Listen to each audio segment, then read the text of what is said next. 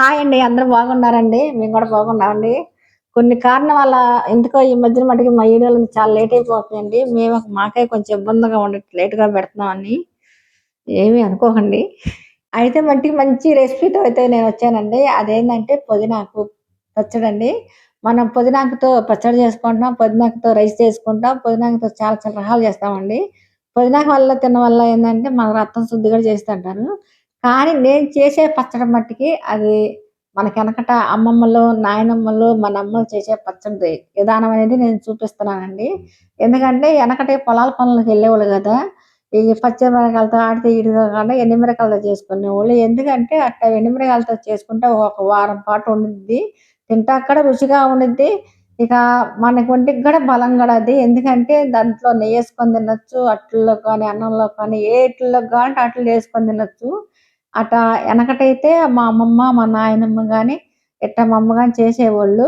ఇక అదే పద్ధతిలో నేను చేస్తున్నానండి. దానికి కావాల్సినయి ఏందంటే ధనియాలు, ఆవాలు, మెంతులు, జీలకర్ర అయి ఫ్రై చేసేసుకోవాలి ఉట్టిది.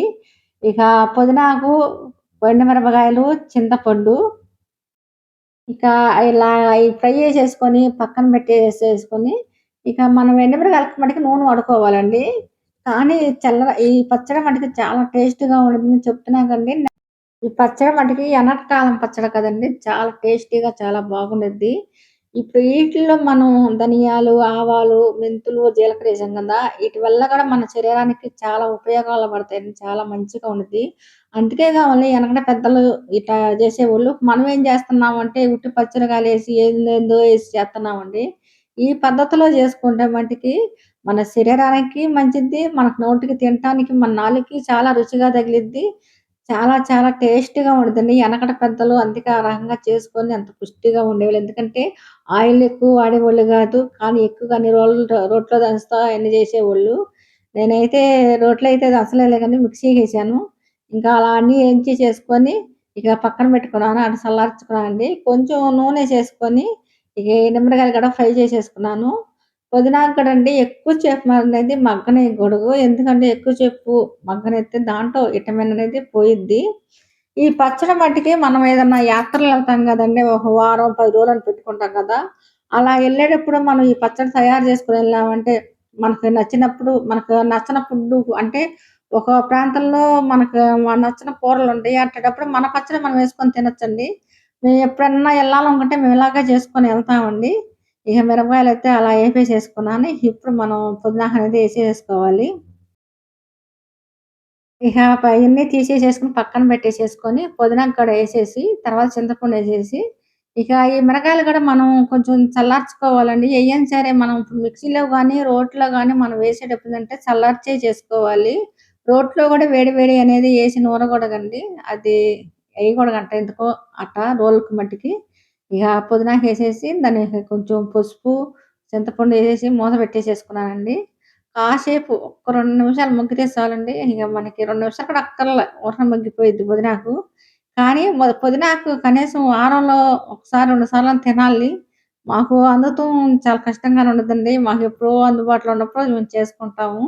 అందుకే మాకు ఎక్కువ పుదీనాకు పచ్చడి అనేది మీకు ఇంతవరకు అప్పుడప్పుడే వచ్చిద్ది. ఎక్కువగా రాదు. కానీ ఈసారి అందితే మటుకు చేద్దామని అనుకుంటున్నాను. దానివల్ల చాలా ఉపయోగాలున్నాయి కాబట్టి. ఇంకా ఇలా అయన్నీ మిక్సీలో ఏసేసుకొని, మనం వేయించుకున్న ఎండుమిరపకాయలు, ధనియాలు, ఆవాలు, మెంతులు, ఈ చిన్నుల్లిపాయలు అన్నీ దాంట్లోనే ఏసేసుకొని, సాల్ట్ ఏసేసేసేసి, ఇక మిక్సీ పొడి పెట్టేసేసుకుంటమేనండి. నాకు ఎందుకో మీకు చూపించాలనుకున్నాను. ఎందుకంటే ఇప్పటి వాళ్ళకి ఈ పచ్చడి పద్ధతి మనకు తెలీదు. పుదీనాకు పచ్చడి అంటే మామూలుగా పచ్చిమిరపకాయలతో చేసుకుంటారు. అంటే ఎండుమిరపకాయలతో కూడా చేసుకుంటారు కానీ, ఈ రకంగా ఇయన్నీ అయితే చేసుకోరండి. ఇయన్నీ కరెక్ట్‌గా యేసుకుంటేనే మనకి బాగుండిద్దండి. మెంతులు, ఆవాలు, జీలకర్ర మీద ధనియాలు ఒక రెండొంతులుగా ఎక్కువగా ఉండాలి. ఎందుకంటే ధనియాల పొడి చాలా మంచిది. ఇదిగోండి ఇక పుదీనా చూసారా సగం మగ్గిపోయింది. ఇక నేను కట్టేసేసుకుంటాను. ఎందుకంటే మనకు ఆ మగ్గుతుంది చాలండి. ఇక తీసేసుకున్నాను. ఇక ఇప్పుడు పొడనేది నేసేసుకున్నా గదా! ఈ పొడిని చూడంగాలండి అసలు నా నోరు ఊరింది.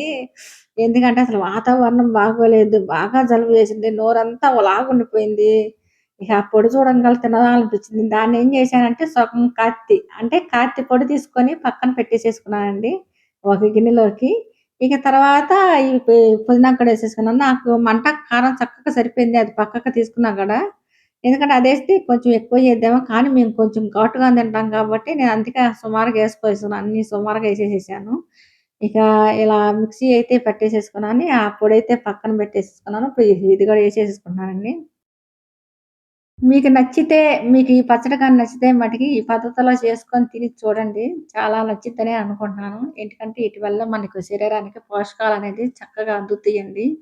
ఇప్పుడు ఈ చలికాలంలో ఇంకా తీసుకుంటే చాలా మంచిది బాడీకి. ఎందుకంటే ఇట్లాంటియే తినాలి. అయ్యో! నాకు తెలిసిన వంటకాలనేది మీకందరికి చూపియాలని నాకు చిన్న ఆశలాగా అంటే అందరూ చేసుకోవాలి, అందరూ తినాలి గదండీ! మేమొక్కళ్ళేం కాదు కదా! మనగా ఇప్పుడోళ్ళకి తెలీదు గదా! అప్పుడోళ్ళకి తెలిసినోళ్ళు చక్కగా చేసేసుకుంటారని, తెలియనోళ్ళకి చేసుకుంటారని పెట్టేసానండి. సరేనండి. ఇదిగోండి నాకు పచ్చడయితే రెడీ అయిపోయింది. దీంట్లో మట్టికి వేడి వేడి అన్నం బెట్టుకొని, ఆమ్లెట్ గాని, లేతే ఉప్పు చేప గాని, నెయ్యేసుకొని తింటే బాగుండిద్దండి. నా కాడైతే నెయ్యి లేదు, ఉప్పు చేప లేదండి. ఒక చిన్న ఆమ్లెట్ అయితే యేసుకొని ఇక తిన్నానండి. అసలెంత టేస్టీగా ఉందంటే, చెప్పలేమండి అంత బాగుంది.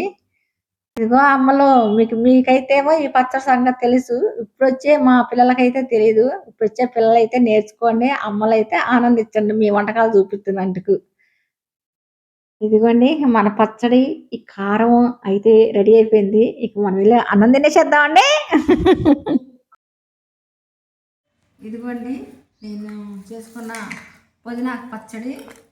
దాంట్లో ఫస్ట్‌గా పొడేసుకున్నాను కారప్పొడి. ఆ కారప్పొడి కూడా కొంచెం వేసుకున్నాము. టేస్ట్ ఎట్లుందో చూద్దాం. మనం పుదీనాకు పచ్చడి తయారు చేసుకున్నాం కదా! దానికన్నా ముందల కారప్పొడి అనేది మనం వేసుకున్నాం కదా! పుదీనా పచ్చడిలో కాసింది. నాకు ఎందుకో అసలు కారం చూడంగానే తినాలన్నట్టు అలా అనిపించింది. అందుకే కొంచెం తీసుకున్నాను. ఎలా ఉంటుందో చూద్దాము.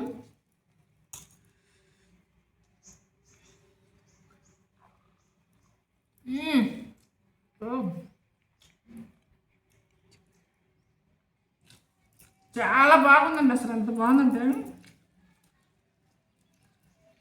కొంచెం ఆమ్లెట్ వేసుకున్నాను.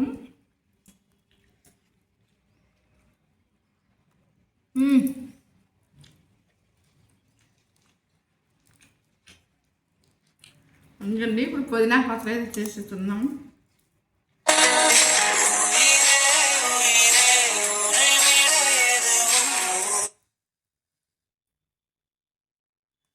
ఫస్ట్ ఉట్టిగా దించుద్దామండి.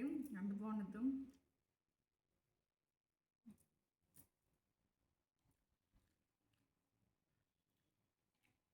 చాలా చాలా బాగుందండి.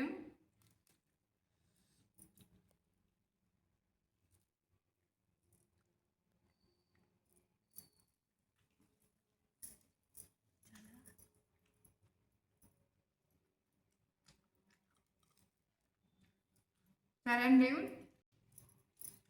పుదీనా పచ్చడి మటుకి ఎంత టేస్ట్గా ఉందంటే దాంట్లో వేసిన కారం కూడా చాలా బాగుందండి. కావాలంటే మీరు తయారు చేసుకుని తినండి. మాంసం కొరకడదాదు ఇంకా నెయ్యి ఉంటే ఇంకా బాగుంటుంది. ఆమ్లెట్ దీంట్లో సూపర్గా ఉంది. దీంట్లో ఎండు చేప కూడా బాగుంటుందండి. సరే అండి, మీకు వీడియో నచ్చినా లైక్ చేయండి, షేర్ చేయండి. నేను చేసిన పచ్చడి అమ్మమ్మల పచ్చడి.